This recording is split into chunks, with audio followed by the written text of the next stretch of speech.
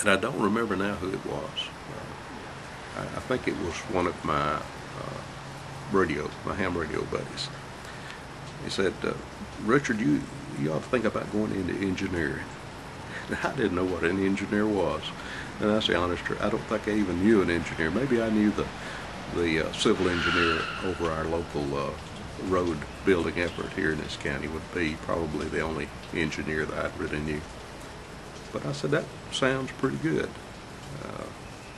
I'll think about that. And then somebody else said, well, I played football in high school. They said, you'd make a good coach. You ought to go off and get you a teaching degree and teach and be a coach. And I said, well, that sounds better to me than being an engineer.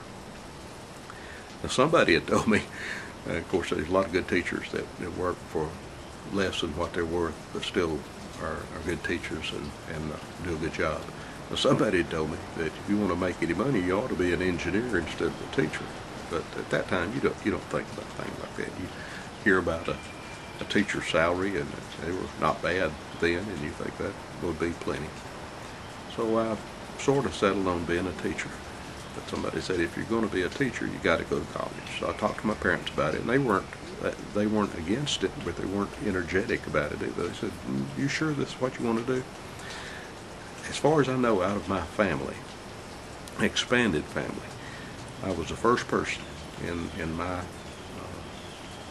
paternal family that went off to college.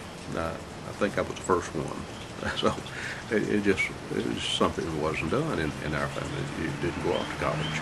But I said, yeah, I want to go to college. I want to be a teacher and a coach, and that's what I want to do. And they said, well, okay, we'll try to work it out. So I made, and like I say, I made fair grades in high school. Did make great grades, made pretty good grades, and I made application to the University of Alabama in Tuscaloosa, and they accepted me and said, yeah, you can come down and go to college down here, pay your tuition. So that was my plans. But before you went off to college, and I guess they still do the same thing, you had counseling sessions. During the summertime, you'd go down and they would kind of show you around campus and introduce you to what would be going on, orient you a little bit. And they'd also counsel you about what you want to go into. It just so happened, and this is a stroke of luck. I don't know, I didn't know it beforehand, before I got there. I went down there and went through the orientation and finally went to when I was supposed to go meet with my counselor. So I walked in the room where I was to meet with my counselor, and there sat my elementary school principal, a gentleman named Roy Buford, Mr. Buford. I hadn't seen him in years. I got to know him when I was a student at his school.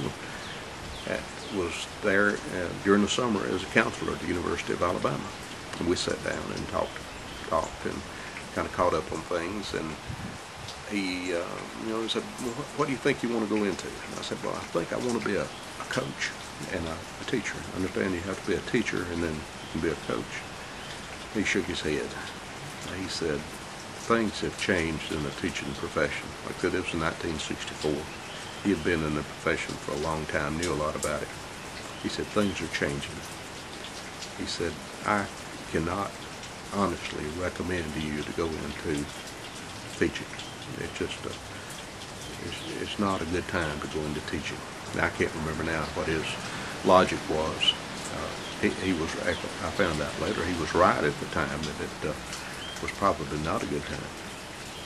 But he said, I'm not going to recommend that to you. I want you to rethink what you want to do. And he said, why don't you go into something like engineering?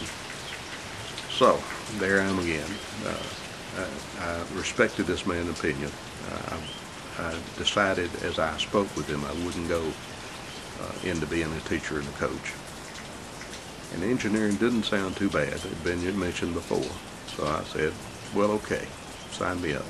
So, in 1964, at the University of Alabama in Tuscaloosa, I signed up. And since I had interest in electronics and radio, I signed up to learn electrical or electronic engineering. Is what I signed up for. And so that started.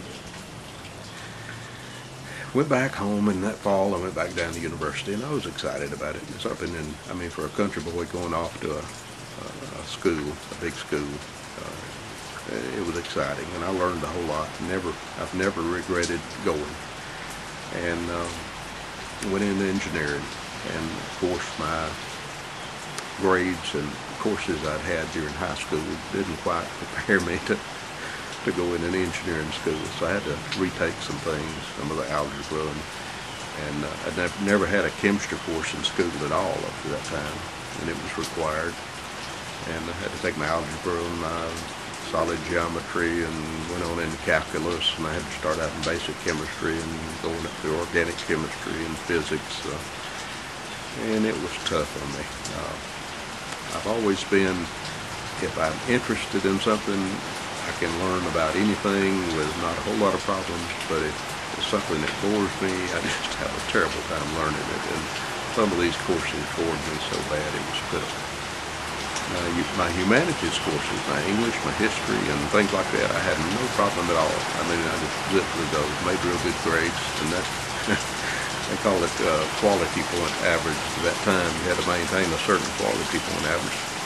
So I maintained enough for those humanities courses to stay in engineering school. But I wasn't happy at all. So there was at Tuscaloosa. And I was always concerned about my parents having to pay the tuition for me to go to that university, and it was nothing like expensive back then, and as it is now. And I got by as light as I could, but it still bothered me. I felt like I ought to be out having to pay for it.